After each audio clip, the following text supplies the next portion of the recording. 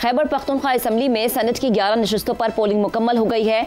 Polling के दौरान सियासी माहौल खासा गर्म रहा। सुबह 11 बजे से शुरू होने वाली पोलिंग के लिए केपी असम्बली के जुर्गा हॉल को पोलिंग स्टेशन में तब्दील किया गया। हैरत अंगेज तौर पर इस बार हुकूमत और अपोजिशन के दरमियान एक मुफाहिमती फार्मूला तय पाया, जिसके तहत 6 नशिस्तें हुकूमत को और 5 अपोजिशन को देने पर इत्तफाक किया गया। इस फार्मूले का मकसद हॉर्स ट्रेडिंग को रोकना था, मगर इसके बावजूद मैदान सियासत में कई अनकही कहानियां मंजरेआम पर आई। जनरल नशिस्तों पर पीटीआई हुकूमत ने मुराद सईद, फैसल जावेद, मिर्जा अफरीदी और नूरुल हक कादरी जैसे नाम मैदान में उतारे, जबकि खवातीन और टेक्नोक्रेट की नशिस्तों पर आजम स्वाति और रुबीना नाज उम्मीदवार बने। जबकि दूसरी तरफ अपोजिशन ने भी मुस्लिम लीग नून के नियाज अहमद, पीपल्स पार्टी के तलहा महमूद, जमीयत उलमा इस्लाम के अताउल हक और दीगर उम्मीदवारों को टिकट दिया। इलेक्शन में एक नया मोड़ उस वक्त आया जब इल्जाम सामने आया कि खैबर पख्तूनख्वा की क़यादत की जानिब से तैयार करदा सेनेट उम्मीदवारों की असल फहरिस्त पार्टी बानी पीटीआई तक पहुंचाने में नाकाम हो गई है या नहीं पहुंचाई गई। जराए के मुताबिक केपी क़यादत ने 15 जुलाई को फहरिस्त मरकज को भेजी थी, मगर बैरिस्टर गौहर और बैरिस्टर सैफ पर यह इल्जाम लगाया गया कि उन्होंने असल फहरिस्त को रोककर अपनी मर्जी के उम्मीदवारों को शामिल किया। सूबाई क़यादत के मुताबिक उनकी तजवीज़ करदा फहरिस्त में मिर्जा अफरीदी शामिल नहीं थे, बल्कि अजहर मशवानी और इरफान सलीम जैसे उम्मीदवारों के नाम दिए गए थे। Chairman PTI barrister Gohar Khan ने तमाम इल्जामात की तरदीद करते हुए कहा है कि उन्होंने कोई तब्दीली नहीं की। बैरिस्टर सैफ इस तनाज़े पर ताहाल खामोश हैं। इस दौरान पीटीआई के नाराज उम्मीदवार खुर्रम ज़िशान ने जनरल नशिस्त के लिए मुकाबले में हिस्सा लिया, जबकि दीगर 4 नाराज अरकान दस्तबरदार हो गए। खुर्रम ज़िशान की मौजूदगी ने इस मुफाहिमती फार्मूले को एक बार फिर से सवालिया निशान में तब्दील कर दिया है। यूं खैबर पख्तूनख्वा का सेनेट इलेक्शन सिर्फ एक इंतखाबी अमल नहीं, बल्कि पीटीआई के अंदरूनी इख्तलाफात, तंजीमी बेचैनी और मरकज और सूबे के दरमियान अदम एतमाद की एक मुकम्मल तस्वीर सामने आया है। सवाल यह है कि केपी सेनेट के इंतखाबात क्या विफाक की सियासत पर असर अंदाज हो सकते हैं। पैनल में हमारा साथ देंगे हसन निसार, ज़ैगम खान, रजा रूमी, लेकिन उससे पहले हम आपको ये भी बताएंगे कि सेनेट की 11 में से 11 नशिस्तों के नताइज सामने आ गए हैं। पीटीआई 6 और अपोजिशन ने 5 नशिस्तें हासिल की हैं। हुकूमत और अपोजिशन का 5-6 का फार्मूला कामयाब होता हुआ हमें नजर आया है। पीटीआई की डिटेल आपके सामने रखे तो जनरल नशिस्तों में 4 मुराद सईद, फैसल जावेद और नूरुल हक कादरी और मिर्जा अफरीदी हमें कामयाब नजर आए हैं। इसके अलावा टेक्नोक्रेट की सीट पर पीटीआई के आजम स्वाति, खवातीन की नशिस्त पर पीटीआई की रुबीना नाज हमें कामयाब नजर आई हैं। और आपको ये भी बताएं कि नून लीग के नियाज अमीर मकाम भी जनरल नशिस्त कामयाब कर चुके हैं, कर ली है, जबकि जेयूआई के मौलाना अताउल हक दरवेश और दिलावर खान कामयाब हुए हैं। पीपल्स पार्टी के तलहा महमूद और रुबीना खालिद हमें कामयाब होते हुए नजर आए हैं। इफ्तिखार साहब भी पैनल में हमें ज्वाइन कर चुके हैं, वो भी हमारा साथ देंगे। सबसे पहला सवाल अपने पैनल के सामने हम ये रखेंगे कि हुकूमत और अपोजिशन का फार्मूला कामयाब हुआ, पीटीआई 6 अपोजिशन 5, क्या विफाक में भी ऐसे फार्मूले हमें अब नजर आएंगे? रजा रूमी साहब सबसे पहले आपकी तरफ आते हैं। जी शुक्रिया। सबसे पहले तो इन इलेक्शन पे जो फॉर्मूला हुआ वो एक यूँ समझिए कि एक बार्गेन किया केपी के लेवल पर जो सियासी जमातें हैं, और उसके ऊपर आपने देखा होगा कि बहुत तनकीद भी आई। जो पीटीआई के बड़े नजरियाती किस्म के हार्ड लाइनर्स हैं, उन्होंने ये इल्ज़ाम लगाया कि जब वक्त आया है तो मुक्त मुका कर लिया उनकी पार्टी ने। और इसी तरह आपने जिक्र किया मिर्जा अफरीदी साहब का, जो कि वर्कर्स में बड़ी तशवीश थी क्योंकि वो एक अमीर शख्स हैं और शायद वो इससे पहले पीटीआई को छोड़ गए थे और दोबारा अब उनको यहाँ पे ना सिर्फ वो वापस आए हैं बल्कि सीधे सेनेट में पीटीआई की मदद से पहुंचे हैं। तो वफाक में आपका जो सवाल है, वफाक में ये फॉर्मूला बिल्कुल हो सकता है किसी स्टेज के ऊपर। अच्छा। लेकिन असल बात ये है कि इससे क्या लेसन मिलता है या क्या सबक हासिल करें कि जो अमलियत पसंदी होती है वो ही ये जो हमारा पॉलिटिकल सिस्टम है उसकी असल है। यहाँ पर नज़रियाती जो मामलात हैं वो तकारीर में, जलसे जुलूस में तो खूब चलते हैं, लेकिन जब मामलात आते हैं गवर्नेंस के या इस तरह से सीटों की बंडर बांध के, तो वहाँ पर तो फिर यही होता है जो हमने देखा है केपी असम्बली के हवाले से। देखिए ना, अभी इल्ज़ाम ये लगाया जा रहा है कि बैरिस्टर सैफ ने वो नाम जो है आगे ही नहीं दिए, वो गए थे मिलने के लिए, और चेयरमैन गौहर साहब हैं उन्होंने भी नहीं दिए।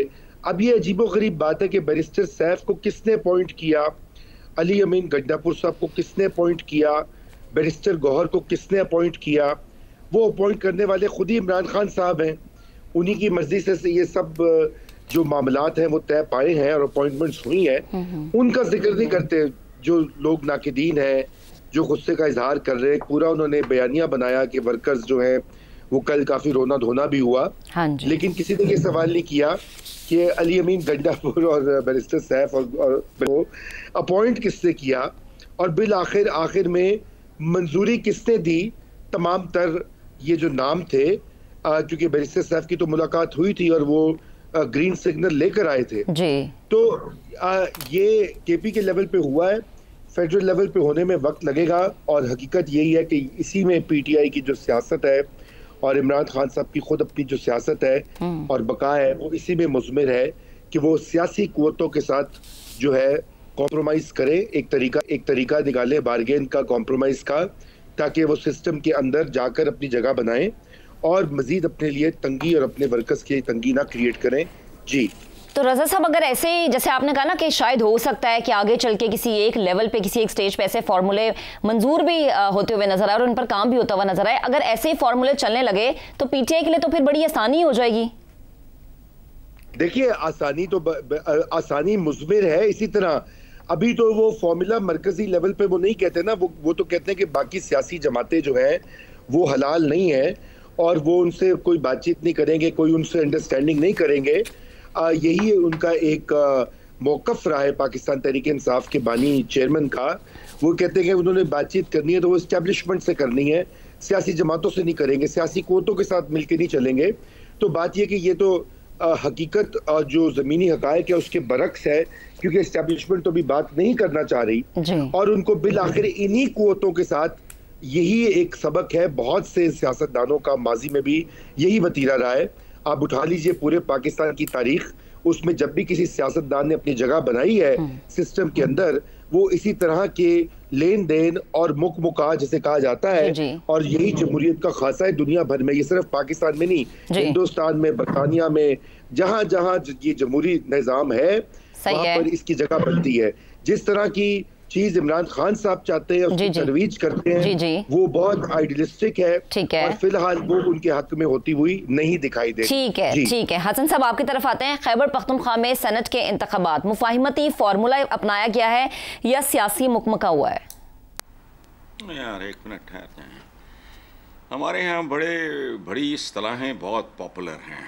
मसलन ज़मीनी हक़ाइक़, पूरी इंसानी तारीख इस बात की गवाह है। लीडर ज़मीनी हक़ाइक़ के सामने सरेंडर नहीं करते,